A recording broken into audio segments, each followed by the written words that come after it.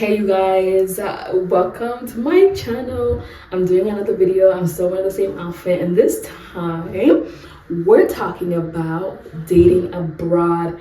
You guys, dating everywhere is ghetto. It's ghetto, it's ghetto, it's ghetto. And if they didn't tell you, I'm here to tell you because your girl has lived in the UK, Australia, the US.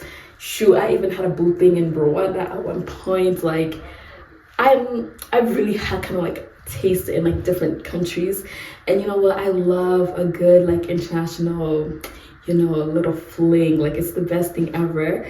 And so I wanted to give you guys my opinion, because when I was in Australia, one of my sister's friend was like, you know what, like if I go to London, there's gonna be all these options and it's gonna be amazing for me to date. And I was like, girl, it's literally ghetto everywhere. Like, it's not just Perth, it's not just Perth. Like, everywhere you go where there's a man, it might be ghetto. It might be ghetto unless you find your person. We are living in a world where there's many fishes in the sea, but sometimes, the sea's just, it just has a lot of, nonsense options, and it don't matter where you are in the world, you still gotta swim through the sea, and you still gotta kiss a couple frogs before you find your match. That's literally all I gotta say. But anyways, let's start in America. You guys, I live in Colorado. Actually, Colorado, it's bad. It's bad, it's bad, it's bad. And Colorado has humbled me. When I thought about moving back to the US, when I was living in Australia, I was like, oh my God, like, Colorado has actually traumatized me. I've never had a positive dating experience.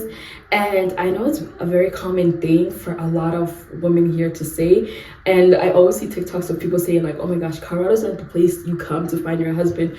Colorado is the place where you bring your husband to and you create a family. Like, that's it. You are not going to find a sensible man in this country, especially, not countries, state, especially if you're a Black woman. So as a Black woman, Colorado has humbled me. I don't even see myself, like, I genuinely don't even see myself meeting a guy here and then calling him my husband and marrying him. I don't see that happening. It's just not something that I see in my future. So that's how I feel about Colorado. But also, like, when I was in Australia, I was thinking, oh my God, America has traumatized me. But to be honest, it's truly Colorado. And maybe as I put myself out in different states, I might experience different people. But again, I have to have the confidence to put myself out there again to really know what it's like in other states. But I'm not gonna move to another state thinking, oh, I'm here and I'm gonna find my man.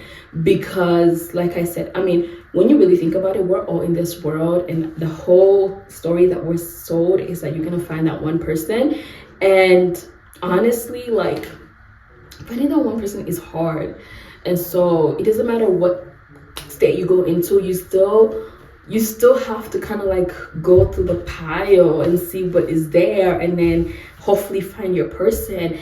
And I feel like the way social media, like with like dating, it's almost kind of like you're constantly scrolling. It's just in some places the options do be looking better. They really do be looking better. In London, when I was living there, you guys, the options, they looked better. I would say Colorado, like, even when I put my profile to only Black men, because that's my type, you guys, that's my type. Do not get mad at me. I like Black men until obviously maybe one day I'll change my mind. I don't know, but that's what I like. So, but in London, I would say the options look good. But let's also talk about the Hinge controversy, which is that Hinge only shows you what they think you deserve. So like, if your type is on Hinge, but like Hinge has decided, oh yeah, this girl, we're gonna give her whatever, like, we're gonna give her the low, like, guys who she wouldn't even be into, just to humble her, they're gonna do that. So I feel like even though on Hinge I did get guys that looked better, at the same time the app did humble me. Number one, I think, like, whenever I would get like super attractive guys and I would try to match with them in London, they didn't match with me. They just didn't like me. And then so I just lowered my expectations over time. And so Hinge started giving me those guys that kind of met those lowered expectations. And like, as we all know, it's just a downward spiral. And I just kind of feel like when you're in other countries, like, you guys, like, if you want to like date like all the time, like, you still kind of have to use these dating apps. And these dating apps are not designed for you. So like even if the options are better, it's still ghetto out there. In London in particular, I went on 2 dates, and then I had like 2 talking stages that didn't, not talking stages, not a talking stage, I guess it's a talking stage, but they didn't end up going anywhere. So on the first date, Isma, I'm making a video. Can you get out, please? Oh my god. Let me lock the door. He's gonna come back. Anyways, so I went on 2 dates in London. One of them, they were both Nigerian and they were international students. And yeah, you guys, like I felt nothing. I felt like I was wasting my time. They did pay. One of them was being weird about it, but you know, the one thing I would say about African men is that like with the African man, like you don't really have to worry about that 50-50 thing too much, because they are going to provide. Now, I'm not saying that, you know, they have other toxic traits, but like they do have them. It's just when it comes to providing, most of them will, because if they don't, that's embarrassing to them. So I would say with the Nigerian guys, like they took me out, they paid for things. It was just boring. I felt nothing. And I was just thinking like, oh my God, am I gonna continue going on these dates where I haven't met these guys? I don't know if I'm gonna like them, and then I just go there and it's like nothing. Like I just, maybe for me it's just online dating apps just don't work. But I just felt like it was a complete loss of my time, and I'm a student and I don't make that much money, and I'm just like, you know, like, because if I'm gonna be going on these dates, like I'm gonna be ready to spend just in case a guy doesn't pay. But like it's just, to me, it's like a waste of my time, a waste of my resources. And yeah, like it just kind of made me think like maybe I just want to stick to meeting people in real life. So those were my experience. Oh my God. Okay, so like then there was one prominent guy in London that I talked to, and I mean the guy, like on paper he was like what I would wanted. He was really doing really good in his career, clearly was okay financially. I mean, he was doing really good financially, but he was so cocky. Like I saw his Instagram and I screamed. Like I literally scrolled through it. I looked at the captions and I was like, this guy's a nightmare. That's the thing too, like when you're dating someone and they're like, oh, can I add you on Instagram? And then you see the Instagram and you see all the posts and you're just like, absolutely not. And so with that guy, I saw his Instagram and I was just like, this is not gonna work. He kept calling me like at 10 p.m. talking about, let me pull up on you, oh, you're sick, let me come make food for you, let me come do this. And I'm just like, no, this guy clearly, he just wants to hook up. And when he hooks up with me, he's gonna go and make an Instagram post about how, you know, he smashed your girl, or whatever he was saying. He was just so cringy. But like I feel like London is like, okay, I could go on the dates, but I'm gonna be reminded why the streets are ghetto. You know what I mean? Anyways, so you guys, so we talked about the US, how ghetto it is, how in Colorado, I don't think I'm ever gonna find my man. Then we talked about London, how you have options, but Hinge also still humbles you. And then number 2, the guys are still looking to sleep with you. Or some of the guys, they just want you to be a placeholder. Like one of the guys I went to, like he just wanted a girlfriend. He didn't care who he was. He just wanted a girlfriend, and that's the energy I got. And I was just like, no, I'm not gonna be a part of this mess. So that was one of the things that happened. And then I moved to Australia. So let's talk about dating in Australia. You guys, in Australia, I did go on the apps. Like I went on the apps once, but then I was like, ooh, like I'm kind of broke right now. Because in Australia, I wasn't really making that much money. So I was like, I don't really want to invest financially in talking to men and then going and hoping that they would pay. Like I don't have time for that. If you're a girl and you're kind of in that phase of life, like one of my best advice, like please don't go on the dates. The worst thing is when they want to split the bill, and it's just annoying. Ugh. Anyways, so in Australia, I was always open-minded to meeting someone, but I wasn't on the apps. So I was open-minded and I did meet someone and we did talk, and it did briefly end because, again, you guys, men would tell you what you want to hear. They would sweet talk you. They would make you feel special. They would make you feel like you are that girl. And then as soon as you walk away and they walk away, they're going to be like, nah, I don't really like her like that. And they're going to start acting weird. They're going to treat you well like the first week. And then after that, they're just going to switch up. So yeah, Australia kind of taught me that men are weird worldwide. Even if they're gonna treat you well for 1 week, they can easily always change their mind. And also remember, these guys be having girls lined up, like. And this guy, I was warned, but I didn't listen. I was like, I want him. I like him. But he keep promising, I know him. That's what I was thinking. And he proved himself to me. But it's okay. I'm proud of myself that I said I'm not gonna date on Hinge. I'm gonna meet someone in real life. I met them in real life. We did whatever we did. It didn't work out. I moved on, and I did kind of get emotionally attached, and we're working on that, you guys. We're working on that. I'm trying to be more, what is that one TikTok trend, women in male fields. I'm trying to be more like that. I'm trying to humble the guys more.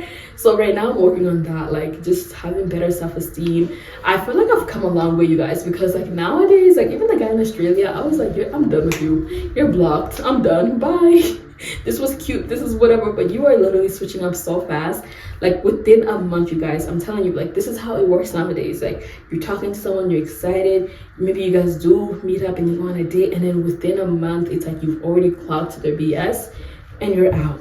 So in Australia, I was out. And then when I met my sister's friends, they told me about their tragic stories, how hard it is, how men will still play games with you, men be cheating, men be doing this, men be doing that. And I was like, okay, so what I understand is basically, as women, we are all having universal experiences. It don't matter what country you're in. It's just in some countries you are gonna get better options, and that's pretty much it. And in some states like Colorado, you're not gonna get any options, so you're gonna have to like stick to what you have. But yeah. So do I think that you should ever move for a relationship? I feel like if you're gonna move to a city, like you need to have other things going on for yourself. Like maybe you get a really amazing job and you wanna go, and like it works. It has to align with other areas in your life. I do understand, I do sympathize with like, oh, dating sucks in my city or my state. I think if you're in the US, you can always go to the next city or state.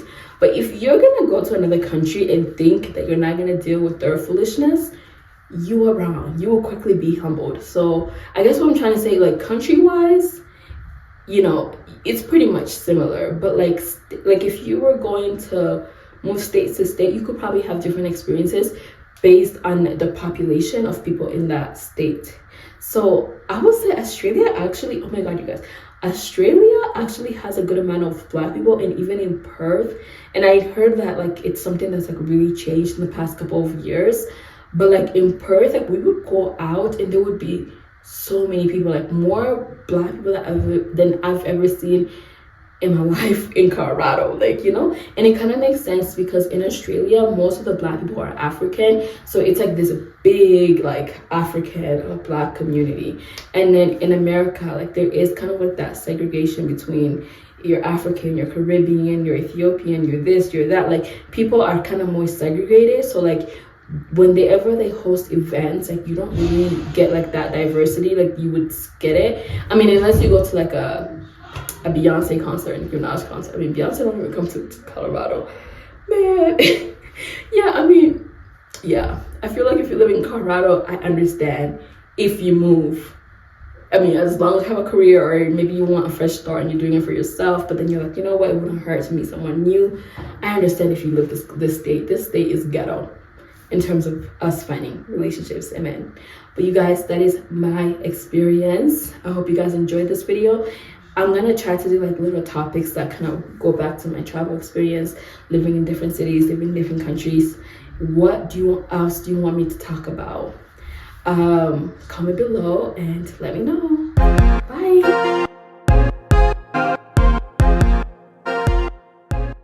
Get ready with me for a first date. It's January 1st, and after seeing everyone's dating wrapped for 2022, I made the decision that I'm going to put myself out there more and go on more dates, because technically in 2022 I went on 0 dates, and the one that I went on was like literally the last week of 2022, so I'm going to cut that for 2023. So far, this is my second day of the year. I'm so proud of myself. I'm so excited.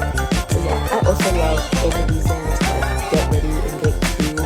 Like, it's one of my favorite things now. So, you know, I put in all the effort. I look good.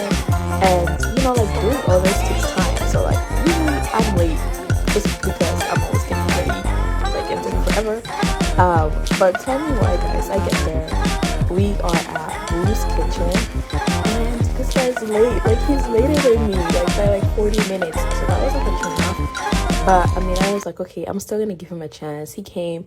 He was better looking in person. And the conversation was good. But the thing is, like, we had no chemistry. And yeah, like that is so important to me. So on to the next one. I'm gonna keep you guys updated.